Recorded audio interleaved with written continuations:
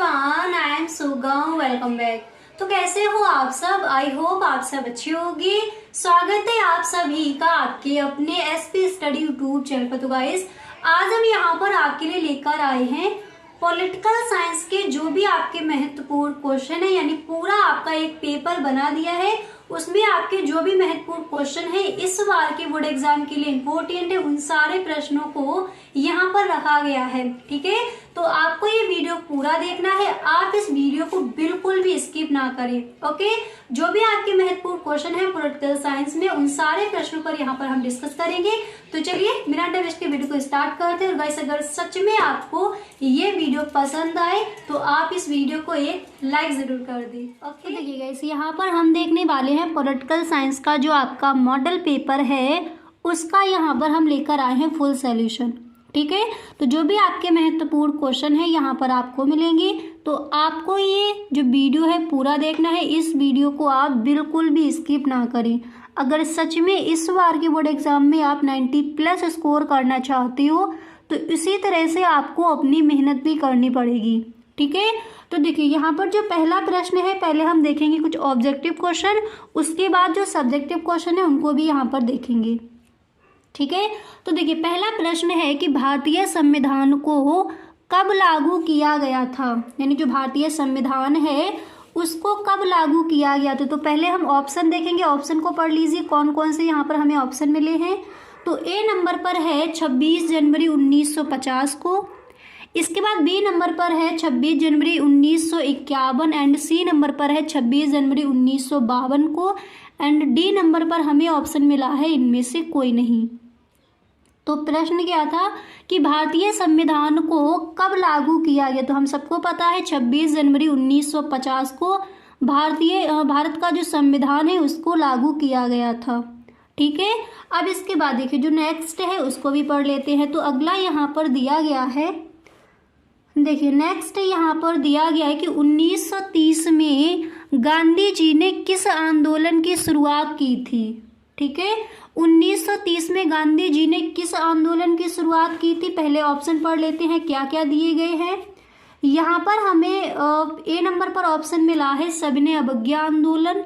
इसी तरह से बी नंबर पर हमें ऑप्शन यहाँ पर मिला है भारत छोड़ो आंदोलन एंड इसके बाद सी नंबर पर है स्वराज आंदोलन एंड डी नंबर पर है असहयोग आंदोलन।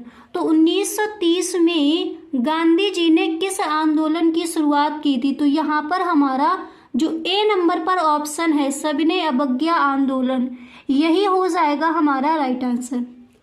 ठीक है, राइट ऑप्शन हो जाएगा ए नंबर। ओके, तो भारतीय संविधान को कब लागू किया गया था, 26 जनवरी 1950 को। और 1930 में गांधी जी ने किस आंदोलन की शुरुआत की थी, तो उसका नाम है सविनय अवज्ञा आंदोलन। क्लियर। अब इसके बाद देखिए जो आपके सब्जेक्टिव क्वेश्चन है वो कौन कौन से इंपॉर्टेंट है उस पर भी हम डिस्कस कर लेते हैं। तो देखिए पहला प्रश्न है, फर्स्ट क्वेश्चन यहाँ पर दिया गया कि भारत में दलित राजनीति के मुख्य तत्व बताएं। क्या है प्रश्न, भारत में दलित राजनीति के जो मुख्य तत्व हैं वो कौन कौन से हैं। तो देखिए आप इस तरह से लिखोगे कि मंडल आयोग की विफलताओं के अनुरूप 1980 के दशक में दलित जातियों के राजनीतिक संगठनों का भी उभार हुआ।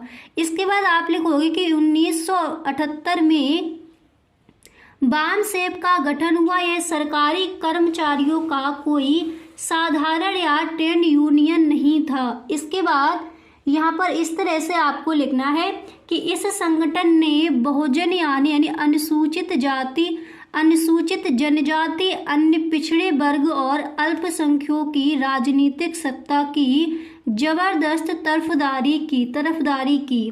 ठीक है, अब देखिए इतना लिखने के बाद फिर आपको यहाँ पर इस तरह से लिखना है कि काशीराम और रामविलास पासवान तथा मायावती दलित राजनीति का मसीहा बने।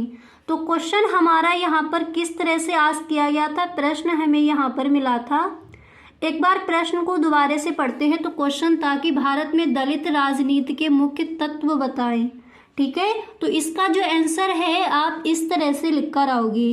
क्लियर। अब इसके बाद देखिए यहाँ पर, इसके बाद देखिए जो नेक्स्ट क्वेश्चन है वो क्या है उसको भी पढ़ लेते हैं। तो आप देख सकते हो यहाँ पर जो आपका अगला प्रश्न है, जो नेक्स्ट क्वेश्चन है, तो यहाँ पर दिया गया है कि एमनेस्टी इंटरनेशनल क्या है। एमनेस्टी इंटरनेशनल क्या है, तो देखिए इसका आंसर क्या हो जाएगा। सबसे पहले आप इस तरह से, जैसे आप किसी भी प्रश्न का आंसर लिखते हो तो सबसे पहले आपको हेडिंग डालनी है।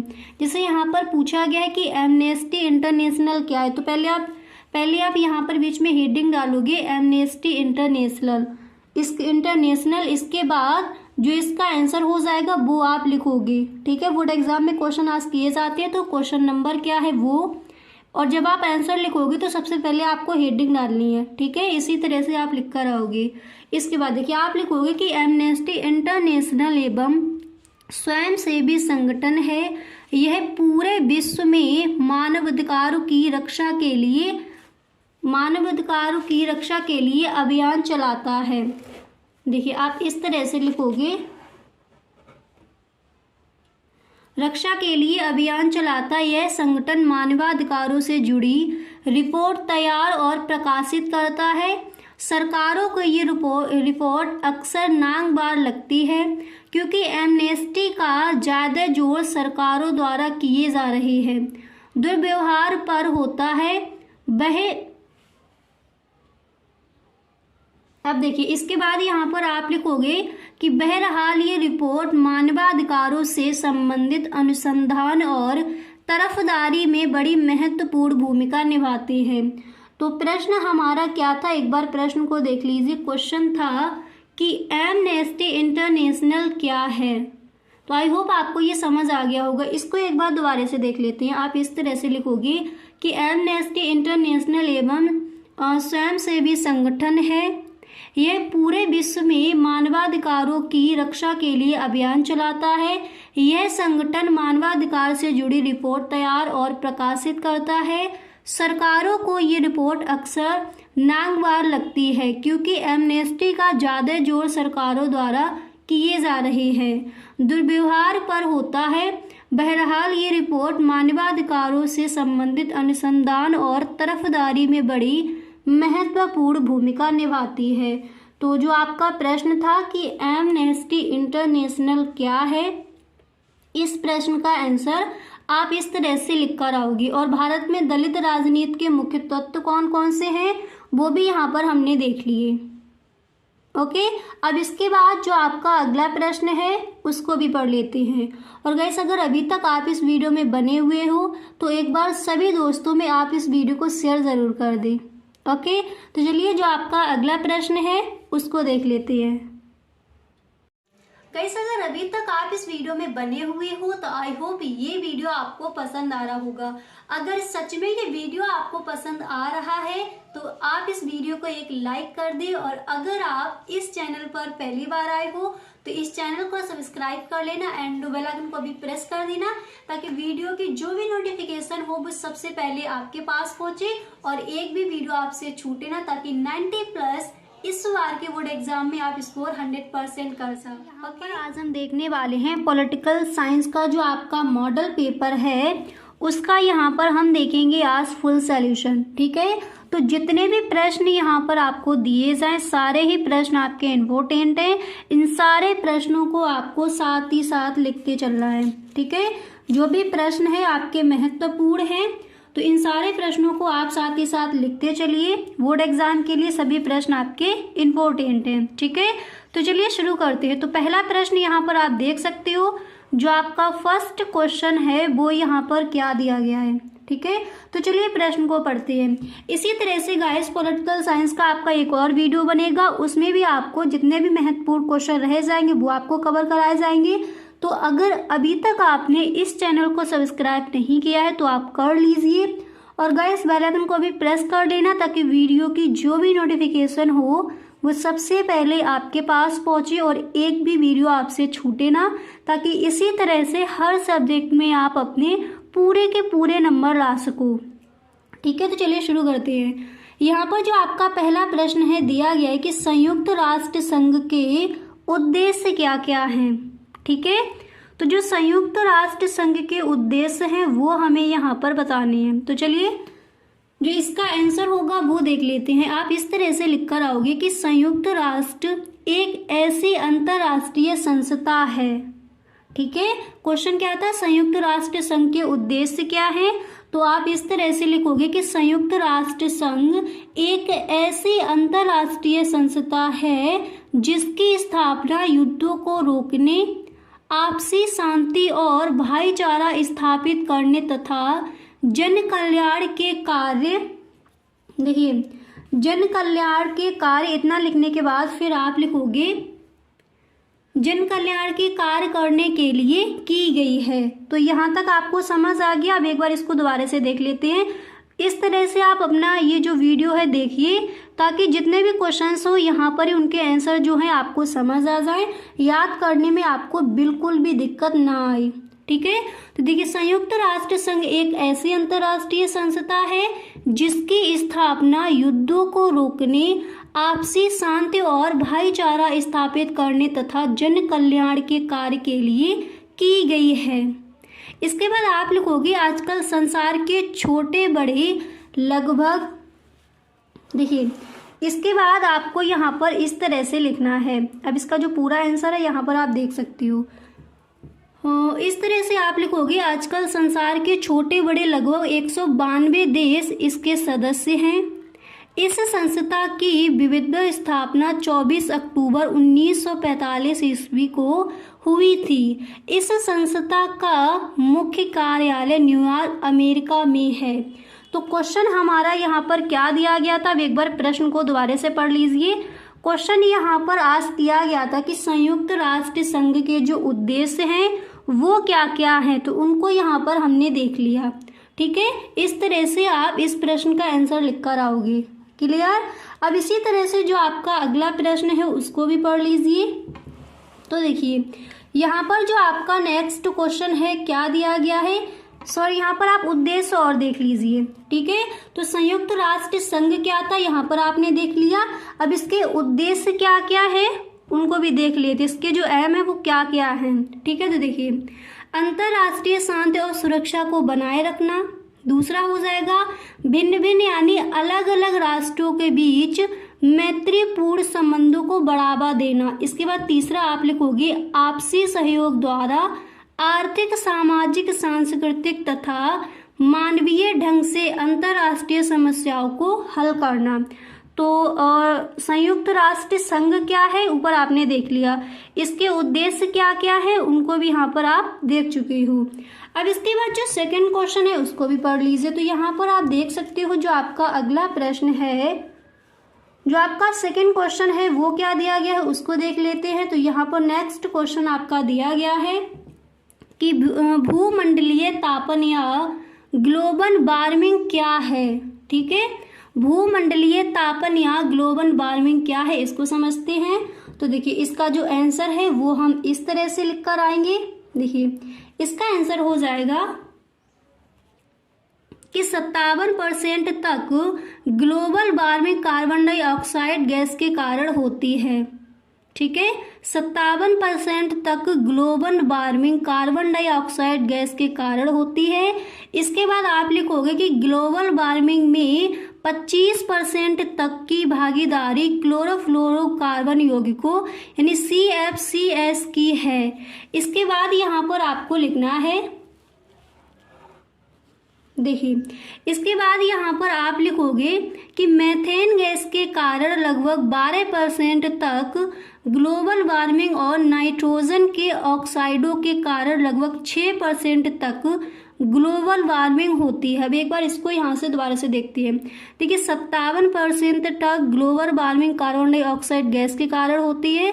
इसके बाद आप लिखोगे कि ग्लोबल वार्मिंग में 25% तक की भागीदारी क्लोरोफ्लोरोकार्बन यौगिकों CFCs की है। इसके बाद आपको लिखना है कि मीथेन गैस के कारण लगभग 12% तक ग्लोबल वार्मिंग और नाइट्रोजन के ऑक्साइडों के कारण लगभग 6% तक ग्लोबल वार्मिंग होती है। तो कार्बन डाइऑक्साइड में कितनी होगी 57%, ठीक है, 57%। ओके, एंड यहाँ पर आपका क्या दिया गया था, नेक्स्ट आपका था क्लोरोफ्लोरो में कितनी हो जाएगी, 25%। इसके बाद मेथेन गैस के कारण लगभग 12%, 12 और नाइट्रोजन के ऑक्साइडों के कारण लगभग 6% तक ग्लोबल वार्मिंग होती है। अब देखिए इसके आगे आपको क्या लिखना है, देखिए जितने भी क्वेश्चन यहाँ पर आपको दिए जाए इस तरह से आप वीडियो देखिए, यहीं पर आपको सारे क्वेश्चन ये समझ आ जाए, ठीक है, बाद में आपको ज़्यादा इस पर फोकस ना करना पड़े, अच्छे से आपको याद हो जाए। अब देखिए, अब इसके बाद यहाँ पर आप इस तरह से लिखोगे कि ग्लोबल वार्मिंग अर्थात भूमंडल के ताप में वृद्धि की प्रक्रिया यूरोप में औद्योगिक काल की तुलना में 0.6 डिग्री सेल्सियस अधिक उष्ण है। ग्लोबल वार्मिंग का प्रभाव, ग्लोबल वार्मिंग के कारण बाढ़, सूखा जैसी गंभीर प्राकृतिक आपदाएं आएंगी। इससे जीव मंडल की जलवायु प्रभावित होगी। इसका मानव जीवन और मानव जनसंख्या पर प्रतिकूल प्रभाव पड़ेगा। भोजन की कमी एक गंभीर समस्या का रूप धारण कर लेगी, क्योंकि ग्लोबल वार्मिंग का खाद्यान्न उत्पादन और संपूर्ण कृषि पर अत्यधिक प्रतिकूल प्रभाव पड़ेगा। ठीक है, इसका जो आंसर है भूमंडलीय तापन पर ग्लोबल वार्मिंग क्या है, तो आप इस तरह से लिखकर आओगे। आई होप आपको जो आपका क्वेश्चन था इसका आंसर जो है आपको सही ढंग से तैयार हो गया होगा। ठीक है, अब इसके आगे देखते हैं। अब देखिए यहाँ पर इसके बाद जो आपका नेक्स्ट क्वेश्चन है उसको पढ़ लेते हैं। अगला प्रश्न है कि भारत के लिए विविधता में एकता का क्या अर्थ है। वेरी वेरी मोस्ट इम्पोर्टेंट आपका ये क्वेश्चन है और कई बार पूछा भी गया है कि भारत के लिए विविधता में एकता का क्या अर्थ है। ठीक है, तो चलिए इसके आंसर को समझते हैं और इस तरह से आपको ये वीडियो देखना है कि जितने भी क्वेश्चन यहाँ पर आपको दिए जाए प्रत्येक क्वेश्चन का जो आंसर है सही ढंग से आपको तैयार हो जाए। ठीक है, तो देखिए आप इस तरह से इस प्रश्न का आंसर लिखकर आओगे कि भारत एक अत्यंत विशाल देश है। विशाल यानी बड़ा। भारत एक अत्यंत विशाल देश है। यहाँ लगभग 3000 जातियाँ निवास करती हैं और 179 भाषाएं बोली जाती हैं। इसके बाद आप लिखोगे और स्थानीय भाषाओं की संख्या लगभग 544 है। यहाँ तक आपको समझ आ गया किस तरह से आपको लिखना है। एक बार इसको दोबारा से समझिए। भारत एक अत्यंत विशाल देश है यानी बड़ा देश है। यहाँ लगभग 3000 जातियाँ निवास करती हैं। ठीक है, इसके बाद आप लिखोगे कि 179 भाषाएं बोली जाती हैं और स्थानीय भाषाओं की संख्या लगभग 544 है। यहाँ अनेक धर्मों को, फिर इसके आगे आप लिखोगे, देखिए इसके बाद आपको लिखना है यहाँ अनेक धर्मों को मानने वाले लोग निवास करते हैं। विभिन्न धर्म यूनानियों और संप्रदाय वालों के आचार विचार रहन सहन भाषा आदि में अंतर होने के बावजूद सभी लोग मिलजुल कर रहते हैं। ठीक है, इसके बाद आप लिखोगे अतः यह ठीक है कि यहाँ विविधता और भिन्नता के दर्शन होते हैं, परंतु इसके साथ ही यह भी स्वीकार किया जाएगा कि यहाँ विविधता में एकता है। ठीक है, तो हमारा क्वेश्चन यहाँ पर क्या था, प्रश्न में इसी तरह से पूछा गया था कि भारत के लिए विविधता में एकता का क्या अर्थ है। तो आप इस तरह से समझा कर आओगे कि भारत के लिए विविधता में एकता का जो अर्थ है वो किस तरह से बताया जाएगा। ठीक है, अब इसके बाद देखिए जो आपका नेक्स्ट क्वेश्चन है, अगला जो प्रश्न वो क्या दिया गया है उसको भी पढ़ लेते हैं। तो देखिए जो नेक्स्ट आपका प्रश्न है यहाँ पर आप देख सकते हो, जो अगला क्वेश्चन है आप ये तैयार करोगे कि बहुदलीय व्यवस्था से आप क्या समझते हैं अथवा बहुदलीय व्यवस्था क्या है। ठीक है, तो देखिए इसका आंसर हम इस तरह से लिखेंगे कि बहुत से दलों के सहयोग से सरकार चलाना बहुदलीय व्यवस्था है। भारत में कांग्रेस गठबंधन यानी यूपीए बहुदलीय व्यवस्था द्वारा सरकार चला रही थी। ठीक है, किस तरह से लिखोगे, क्वेश्चन क्या था कि बहुदलीय व्यवस्था से आप क्या समझते हैं अथवा बहुदलीय व्यवस्था क्या है। तो आप इस तरह से लिख कर आओगे कि बहुत से दलों के सहयोग से सरकार चलाना बहुदलीय व्यवस्था है। भारत में कांग्रेस गठबंधन यूपीए यानी बहुदलीय व्यवस्था द्वारा सरकार चला रही थी। ठीक है, अब देखिए इसके बाद आप यहाँ पर इस तरह से लिखोगे कि सरकार चला रही थी, फिर आपको लिखना है कि बिहार सरकार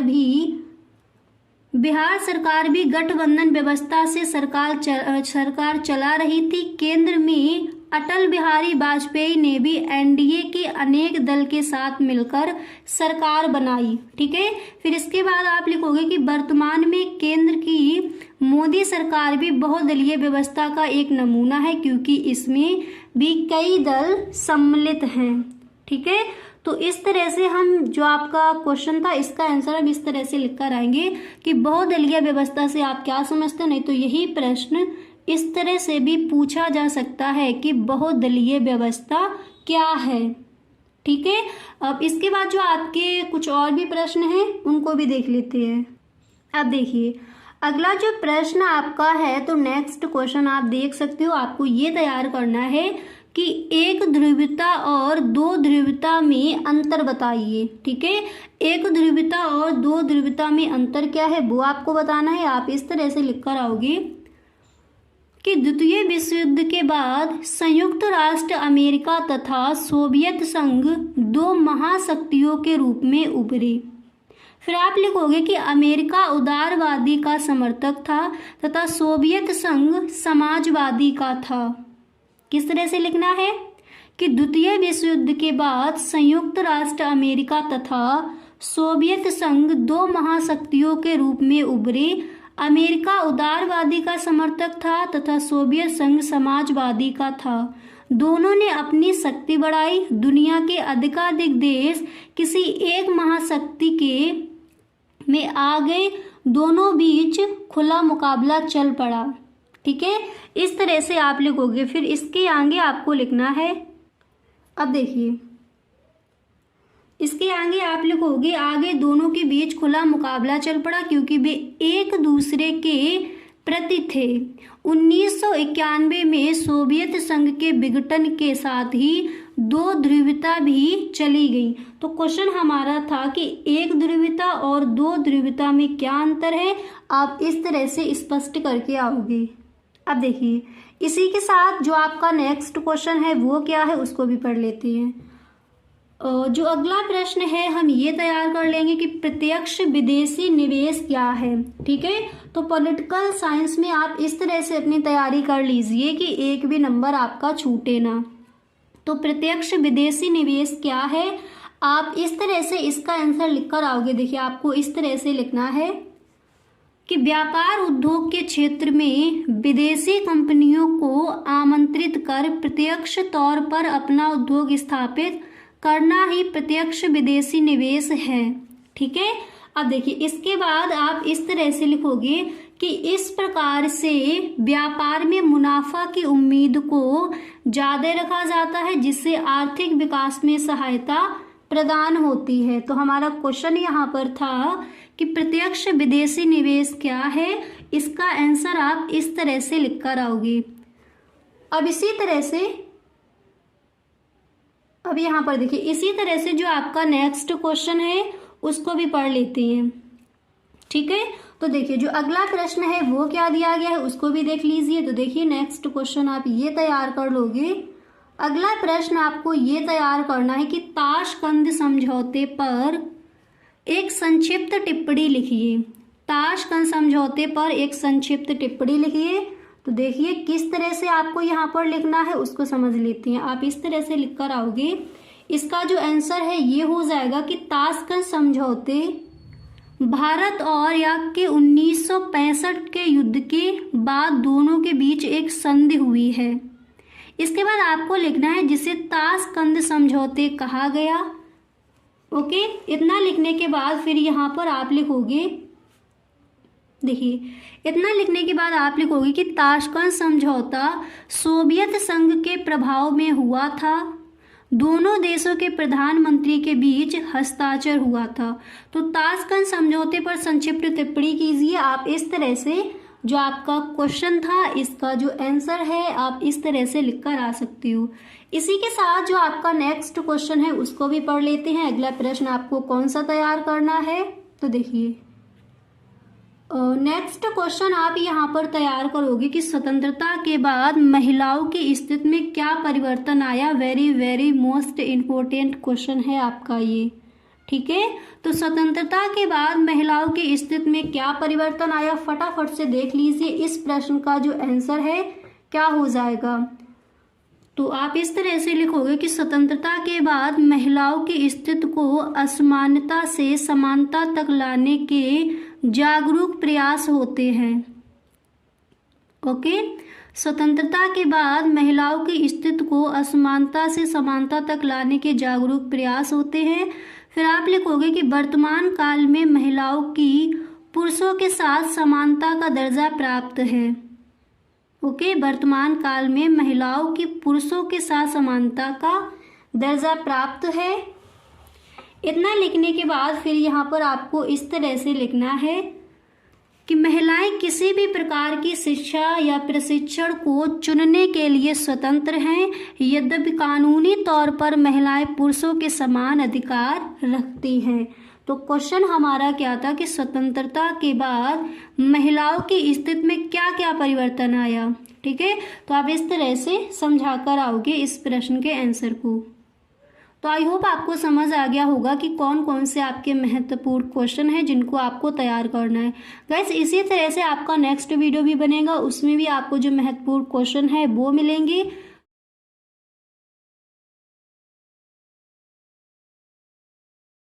पॉलिटिकल साइंस का जो आपका मॉडल पेपर है वो पूरा बना दिया है। आज हम इसमें देखेंगे जो भी हमारे महत्वपूर्ण क्वेश्चन हैं इस बार के बोर्ड एग्जाम के लिए, उन सारे प्रश्नों को यहाँ पर हम देखने वाले हैं। तो आपको ये वीडियो पूरा देखना है, आप इस वीडियो को बिल्कुल भी स्किप ना करें। अगर इस बार के बोर्ड एग्जाम में सच में आपको 90+ स्कोर करना है तो इसी तरह से आपको सभी वीडियोस देखनी है ऑल सब्जेक्ट की, ठीक है। जैसे आपके पास पॉलिटिकल साइंस है, हिस्ट्री है, ज्योग्राफी है, तो इन सारे विषयों के जो भी महत्वपूर्ण क्वेश्चन हैं एंड मॉडल पेपर हैं उनके फुल सोल्यूशन आपको मिलेंगे इसी चैनल पर, ठीक है। तो चलिए शुरू करते हैं। तो यहाँ पर देखिए जो फर्स्ट क्वेश्चन है यानी जो आपका पहला प्रश्न है वो क्या दिया गया, तो आप पढ़ सकते हो। फर्स्ट क्वेश्चन यहाँ पर है कि शीत युद्ध क्या है अथवा शीत युद्ध पर एक टिप्पणी लिखें। ओके, तो चलिए देखते हैं इस प्रश्न का जो आंसर है वो क्या हो जाएगा। यानी शीत युद्ध क्या है, शीत युद्ध पर एक टिप्पणी लिखे। तो इसका जो आंसर है हम इस तरह से लिखकर आएंगे। सबसे पहले हमें लिखना है कि जैसे दूसरे विश्व युद्ध की समाप्ति से ही शीत युद्ध की शुरुआत हुई। दूसरे विश्व युद्ध की समाप्ति से किसकी शुरुआत हुई थी, शीत युद्ध के। दूसरे विश्व युद्ध की समाप्ति से शीत युद्ध की शुरुआत हुई। एंड देखिए इसके आगे फिर हम लिखेंगे, देखिए फिर इसके आगे आपको लिखना है कि अगस्त 1945 में अमेरिका ने जापान के 2 शहर हिरोशिमा और नागासाकी पर परमाणु बम गिराए, ठीक है। सबसे पहले यहाँ पर आपको क्या लिखना है कि दूसरे विश्व युद्ध की समाप्ति से ही शीत युद्ध की शुरुआत हुई। अगस्त 1945 में अमेरिका ने जापान के 2 शहर हिरोशिमा और नागासाकी पर परमाणु बम गिराए और जापान को घुटने टेकने पड़े, ठीक है। इसके बाद आप लिखोगे कि इसके बाद दूसरे विश्व युद्ध का अंत हुआ। अब देखिए इतना लिखने के बाद दूसरे विश्व युद्ध का अंत हुआ, इतना लिखने के बाद फिर आप इसके आगे इस तरह से लिखोगे कि अब अमेरिका, देखिए इतना लिखने के बाद फिर यहाँ पर आप लिखोगे, आपको यहाँ पर इस तरह से लिखना है फिर अमेरिका, अमेरिका की जगह आप लिख लोगे अमेरिका। फिर अमेरिका और सोवियत संघ विश्व की सबसे बड़ी शक्ति थे।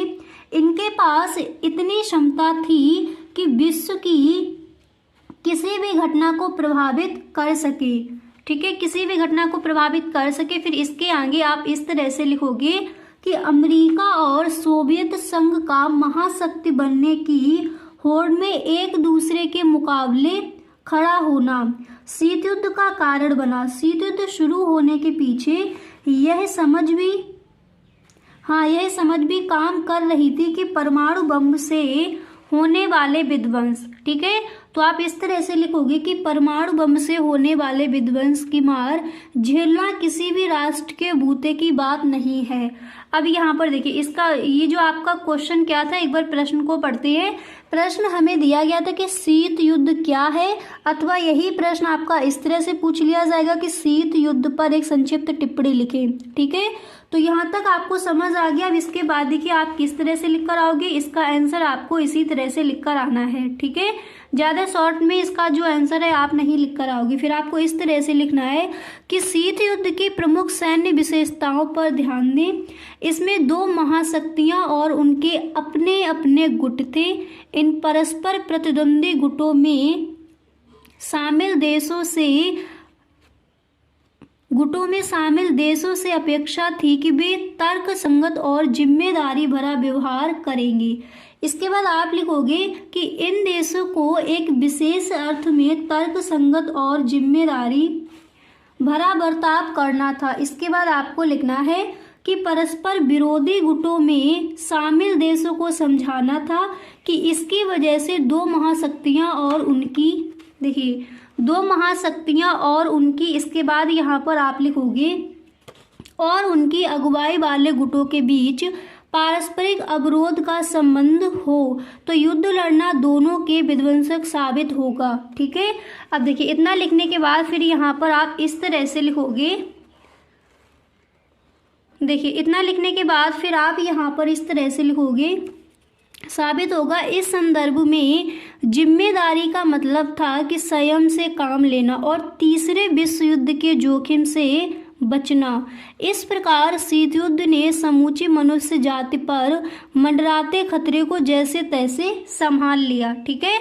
अब देखिए आपका क्वेश्चन क्या था कि शीत युद्ध क्या है, नहीं तो इस तरह से प्रश्न पूछा जा सकता है कि शीत युद्ध पर संक्षिप्त टिप्पणी लिखिए। इंपॉर्टेंट है क्वेश्चन, एकदम सही ढंग से आप इस प्रश्न के आंसर को तैयार कर लेंगे, ठीक है। अब एक बार यहाँ पर अगर आपको देखना है तो एक बार इसको आप देख सकते हो। जो आपका क्वेश्चन था इसका जो आंसर है यहाँ पर आप देख सकते हो, ठीक है। इसका PDF है वो आपको मिल जाएगा। तो देखिए क्वेश्चन हमारा क्या था, एक बार दोबारा से पढ़ लीजिए कि शीत युद्ध क्या है, शीत युद्ध पर एक संक्षिप्त टिप्पणी लिखिए। तो इसका जो आंसर है आप इस तरह से लिख कर आओगे बोर्ड एग्जाम में, ठीक है। तो यहाँ तक आपको समझ आ गया। अब इसके आगे देखते हैं। अब देखिए इसके आगे जो आपका प्रश्न है क्या दिया गया है। नेक्स्ट आपका क्वेश्चन है कि आर्थिक न्याय क्या है। इंपॉर्टेंट है, सही ढंग से तैयार कर लीजिए। तो आर्थिक न्याय क्या है इसको समझते हैं। तो देखिए हम इस तरह से इस प्रश्न का आंसर लिख कर आएंगे कि आर्थिक न्याय क्या है इसको समझिए। तो आप इस तरह से लिखोगे कि आर्थिक न्याय सामाजिक न्याय का ही एक रूप है। आर्थिक न्याय ही सामाजिक न्याय की आधारशिला है, ठीक है। आर्थिक न्याय सामाजिक न्याय का ही एक रूप है। आर्थिक न्याय ही सामाजिक न्याय की आधारशिला है और समाज में रहने वाले लोगों में आर्थिक दृष्टिकोण से समानता ही आर्थिक न्याय कहलाता है, ठीक है। इस तरह से आप लिखोगे। अब देखिए इसके आगे आपको इस तरह से लिखना है। देखिए अब इसके आगे अब यहाँ पर देखिए इसके आगे आप इस तरह से लिखोगे कि इस न्याय के अनुसार संपत्ति का सामान और न्यायोचित वितरण समाज और राज्य के सभी व्यक्तियों के बीच होता है, ठीक है। एंड देखिए इसके बाद यहाँ पर आप इस तरह से लिखोगे कि वह न्याय समाज के प्रत्येक व्यक्ति को अपनी जीविका का साधन प्राप्त करने का अधिकार देता है और सबको समान कार्य हेतु समान वेतन देने की व्यवस्था करता है। आज का प्रजातांत्रिक युग इस न्याय पर आधारित है, ठीक है। इस तरह से आप इस प्रश्न का आंसर लिख कर आओगे। अब यहाँ पर देखिए एक बार क्वेश्चन को दोबारा से पढ़ लीजिए। प्रश्न क्या था कि आर्थिक न्याय क्या है। तो आर्थिक न्याय क्या है, एक बार इस प्रश्न के आंसर को दोबारा से समझ लेते हैं। तो देखिए आप इस प्रश्न के आंसर को इस तरह से लिख कर आओगे कि आर्थिक न्याय सामाजिक न्याय का ही एक रूप है। आर्थिक न्याय ही सामाजिक न्याय की आधारशिला है और समाज में रहने वाले लोगों में आर्थिक दृष्टिकोण से समानता ही आर्थिक न्याय कहलाता है। इसके बाद आप लिखोगे कि इस न्याय के अनुसार संपत्ति का सामान और न्यायोचित वितरण समाज और राज्य के सभी व्यक्तियों के बीच होता है। एंड इसके बाद आप लिखोगे वह न्याय समाज के प्रत्येक व्यक्ति को अपनी जीविका का साधन प्राप्त करने का अधिकार देता है। इसके बाद यहाँ पर आप लिखोगे और सबको समान कार्य हेतु, देखिए इसके बाद आप लिखोगे और सबको समान कार्य हेतु वेतन देने की व्यवस्था करता है। आज का प्रजातांत्रिक युग इसी न्याय पर आधारित है। ठीक है, तो आई होप आपको अच्छे से समझ आ गया होगा कि आर्थिक न्याय क्या है। अब इसी तरह देख लीजिए जो नेक्स्ट प्रश्न है वो क्या है। अगला प्रश्न आप ये तैयार कर लोगे कि पंचशील पर एक संक्षिप्त टिप्पणी लिखिए, या फिर पंचशील का सूत्र क्या है उसको समझाइए। इस तरह से भी प्रश्न कई बार पूछा गया है। तो देखिए जो आपका क्वेश्चन है इसका जो आंसर है आप किस तरह से लिख कर आओगे बोर्ड एग्जाम में उसको देख लीजिए। तो आप इस तरह से इस प्रश्न का आंसर लिखोगे। तो प्रश्न एक बार पढ़ लीजिए कि पंचशील पर एक संक्षिप्त टिप्पणी। तो आप लिखोगे कि पंचशील का अर्थ 5 सिद्धांत। ठीक है, पंचशील का अर्थ क्या हो जाएगा, 5 सिद्धांत। फिर इसके बाद आपको लिखना है कि ये सिद्धांत हमारी विदेश नीति का मूल आधार हैं। ये सिद्धांत हमारी विदेश नीति का मूल आधार हैं। इन 5 सिद्धांतों के लिए पंचशील शब्द का प्रयोग सबसे पहले 29 अप्रैल 1954 को किया गया था। अब ये आपको ध्यान रखना है। अब जब भी आप जैसे बोर्ड एग्जाम में आंसर लिखते हो तो जैसे आप कोई सन लिख रहे हो तो इसके नीचे आपको एक लाइन कर देनी है ताकि एग्जामिनर को सही ढंग से ये दिख जाए कि आपने आंसर को एकदम सही ढंग से लिखा है, ताकि वो आपको फुल मार्क्स देकर जाए। ठीक है, तो किस तरह से लिखोगे कि पंचशील का अर्थ 5 सिद्धांत है। ये सिद्धांत हमारी विदेश नीति का मूल आधार है। इन 5 सिद्धांतों के लिए पंचशील शब्द का प्रयोग सबसे पहले 29 अप्रैल 1954 को किया गया था। ठीक है, इसके बाद आप लिखोगे ये ऐसे सिद्धांत हैं कि यदि इन पर विश्व के सब देश चले तो विश्व में शांति स्थापित हो सकती है। इसके बाद यहाँ पर आप लिखोगे कि ये 5 सिद्धांत निम्नलिखित हैं। तो वो 5 सिद्धांत कौन कौन से हैं उनको समझ लेते हैं। अब देखिए, तो वो 5 सिद्धांत आपको पॉइंट बाय पॉइंट यहाँ पर लिखकर बताएंगे। तो देखिए कौन कौन से हैं वो 5 सिद्धांत। पहला यहाँ पर आपका हो जाएगा, देखिए पहला जो सिद्धांत है वो कौन सा हो जाएगा। तो देखिए पहला सिद्धांत यहाँ पर हो जाएगा ये वाला कि एक दूसरे की अखंडता और प्रभुसत्ता को बनाए रखना।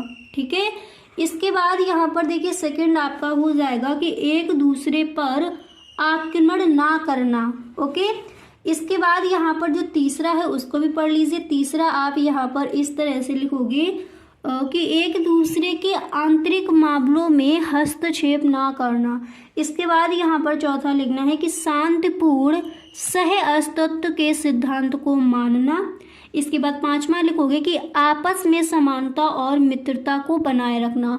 तो पंचशील पर एक संक्षिप्त टिप्पणी लिखिए। आप इस तरह से जो आपका क्वेश्चन है इसका जो आंसर है आप इस तरह से लिख कर आओगे। अब एक बार इसको आप देख लीजिए, ये आपका जो प्रश्न है इसका आंसर क्या हो जाएगा यहाँ पर आप देख सकते हो। ठीक है, इस तरह से इस प्रश्न के आंसर को आप लिख कर आओगे। ठीक है, अब देखिए, अब इसके बाद देखिए कौन से आपके ऐसे प्रश्न हैं जो इम्पोर्टेंट है उनको समझते हैं। देखिए यहाँ पर नेक्स्ट प्रश्न है कि सांप्रदायिकता क्या है। वेरी वेरी मोस्ट इम्पोर्टेंट आपका क्वेश्चन है, आप भी जानते हो। आप पेपर उठाकर देखना, कई बार ये प्रश्न पूछा गया है। तो क्वेश्चन हमारा क्या है कि सांप्रदायिकता क्या है, इसका आंसर क्या हो जाएगा उसको देखते हैं। तो आप इस तरह से इस प्रश्न का उत्तर लिख कर आओगे कि भारत में हिंदू, मुस्लिम, सिख, ईसाई, पारसी इत्यादि अनेक धर्मों के लोग रहते हैं। ठीक है, इसके बाद आप लिखोगे कि प्रत्येक धर्म में अनेक संप्रदाय पाए जाते हैं। प्रत्येक धर्म में अनेक संप्रदाय पाए जाते हैं। एक धर्म के लोगों को दूसरे धर्म के लोगों पर विश्वास नहीं है। इसी को हम सांप्रदायिकता कहते हैं या फिर इसी को सांप्रदायिकता कहा जाता है। तो किस तरह से लिखना है कि भारत में हिंदू, मुस्लिम, सिख, ईसाई, पारसी इत्यादि अनेक धर्मों के लोग रहते हैं।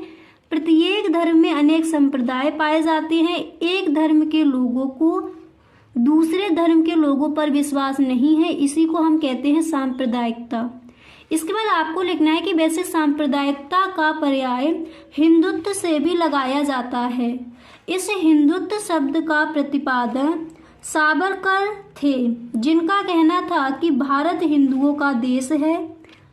इसके बाद आप लिखोगे कि हिंदू वही है जो इस देश को अपनी मातृभूमि और पूर्ण भूमि मानता है।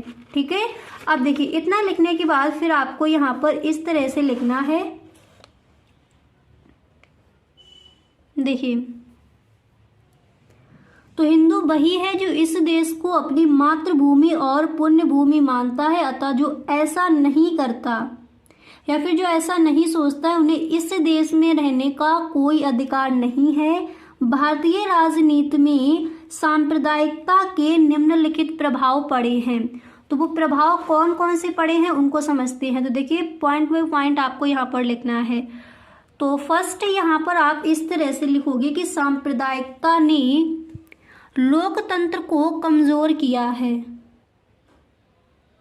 सांप्रदायिकता ने लोकतंत्र को कमजोर किया है क्योंकि मतदान का आधार कई क्षेत्रों में धार्मिक पहचान बन गई है तथा वास्तविक मुद्दों से जनता का ध्यान हट गया है। ठीक है, इस तरह से आप लिखोगे। इसके बाद सेकंड यहाँ पर आपको इस तरह से लिखना है कि राजनीति में सांप्रदायिकता के समावेश से धार्मिक समुदायों में तनाव, रंगों और संघर्ष की स्थिति उत्पन्न कर दी है। ठीक है, इसके बाद देखिए तीसरा यहाँ पर आपको इस तरह से लिखना है।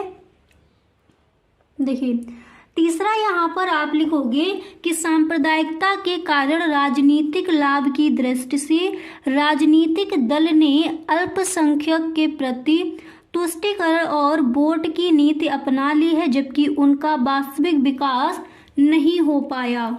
ठीक है, तो यहाँ पर देखिए सांप्रदायिकता के जो प्रभाव हैं वो कौन कौन से हैं, इस तरह से आप लिख कर आओगे। 3 प्रभाव यहाँ पर आपको बता दिए। ओके, अब देखिए, अब इसके बाद यहाँ पर देखिए जो आपका अगला प्रश्न है वो क्या है। अगर आपको इस क्वेश्चन का आंसर एक बार दोबारा से देखना है तो इसको आप यहाँ पर देख सकते हो। ये है आपका प्रश्न और ये है इसका आंसर। ठीक है, अब देखिए इसके बाद जो नेक्स्ट क्वेश्चन है उसको पढ़ लेते हैं। तो आप देख सकते हो अगला प्रश्न यहाँ पर आपका क्या दिया गया है। तो नेक्स्ट क्वेश्चन यहाँ पर है कि प्रत्यक्ष प्रजातंत्र से आप क्या समझते हैं। तो प्रत्यक्ष प्रजातंत्र क्या है, इंपॉर्टेंट क्वेश्चन है आपका। चलिए इसका आंसर देखते हैं, इसका सही उत्तर क्या हो जाएगा। तो चलिए देखते हैं कि प्रत्यक्ष प्रजातंत्र क्या है। तो आप इस तरह से इस प्रश्न का आंसर लिखकर आओगे कि लोकतंत्र के 2 रूप हैं, प्रत्यक्ष लोकतंत्र तथा अप्रत्यक्ष लोकतंत्र। प्राचीन यूनान ने नगर राज्यों में प्रत्यक्ष लोकतंत्र की व्यवस्था थी। देश के सभी नागरिक एक स्थान पर एकत्रित होकर सरकार के मामलों पर विचार करते हैं। ठीक है, तो प्रत्यक्ष प्रजातंत्र क्या है एक बार दोबारा से समझिए। लोकतंत्र के 2 रूप है, प्रत्यक्ष प्रजातंत्र तथा अप्रत्यक्ष लोकतंत्र। प्राचीन यूनान के नगर राज्यों में प्रत्यक्ष लोकतंत्र की व्यवस्था थी। देश के सभी नागरिक एक स्थान पर एकत्रित होकर सरकार के मामलों पर विचार करते हैं और वाद विवाद तथा निर्णय निर्माण में प्रत्यक्ष रूप से भाग लेते हैं। इसके बाद आप लिखोगे कि इस व्यवस्था में चुनाव के माध्यम से प्रतिनिधियों के चुने जाने की आवश्यकता नहीं पड़ती। नागरिक प्रत्यक्ष रूप से कानून निर्माण, कर निर्धारण, अधिकारियों की नियुक्ति आदि का निर्णय करते हैं। इसके बाद आप लिखोगे कि स्विट्जरलैंड में इस व्यवस्था को लागू करने के लिए देश को विभिन्न कैंटनों में बांटा गया है। ठीक है, तो विभिन्न कैंटनों में बांटा गया है। इतना लिखने के बाद आपका जो आंसर है वो पूरा हो जाएगा। इस तरह से आप लिख कर आओगे। अब इसी की तरह जो नेक्स्ट क्वेश्चन है आपका उसको देख लेते हैं। अगला जो प्रश्न है आप कौन सा तैयार करोगे। तो देखिए गाइस अगर अभी तक आप इस वीडियो में बने हुए हो तो आई होप ये वीडियो आपको पसंद आ रहा होगा।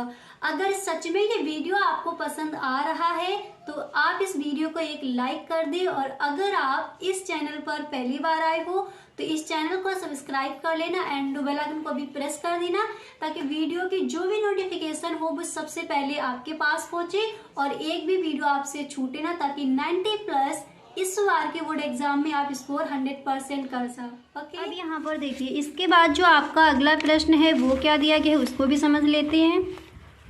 तो आप देख सकते हो नेक्स्ट प्रश्न आपको ये तैयार करना है कि भूमंडलीय क्या है, और ये प्रश्न आपका कई बार पूछा भी गया है। तो देखिए इस प्रश्न का आंसर जो है आप किस तरह से लिखोगे कि भूमंडलीय क्या है, आपको इस तरह से लिखना है कि व्यापार, वित्तीय प्रवाहों, टेक्नोलॉजी और सूचनाओं के आदान प्रदान से विश्व की अर्थव्यवस्था में समन्वय और एकीकरण वैश्वीकरण कहलाता है। भूमंडलीय क्या है देखिए दोबारा से समझिए। व्यापार, वित्तीय प्रवाहों यानी टेक्नोलॉजी और सूचनाओं के आदान प्रदान से विश्व की अर्थव्यवस्था में समन्वय और एकीकरण वैश्वीकरण कहलाता है। इसके बाद आप लिखोगे कि एक अवधारणा के रूप में वैश्वीकरण की बुनियादी बात है।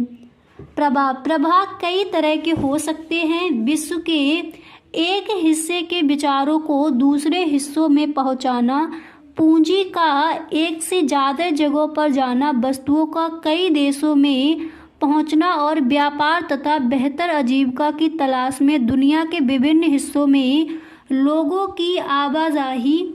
यहाँ सबसे ज़रूरी बात है कि विश्वव्यापी, देखिए आप इस तरह से लिखोगे कि यहाँ सबसे ज़रूरी बात है विश्वव्यापी पारस्परिक जुड़ाव जो ऐसे प्रवाहों की निरंतरता से पैदा हुआ है और कायम भी है, तो उसे हम कहेंगे भूमंडलीय।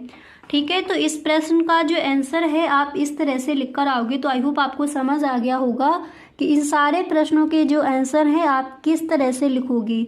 तो गाइस आज के लिए बस इतना ही, हम मिलते हैं नेक्स्ट वीडियो में। अगर सच में आपको ये वीडियो पसंद आया है तो आप इसको एक लाइक कर दें, अपने सभी दोस्तों में एक बार शेयर ज़रूर करें। इसका जो PDF है आप डिस्क्रिप्शन बॉक्स में लिंक गिवन है, वहाँ से आप देख सकती हो। Okay, thank you so much.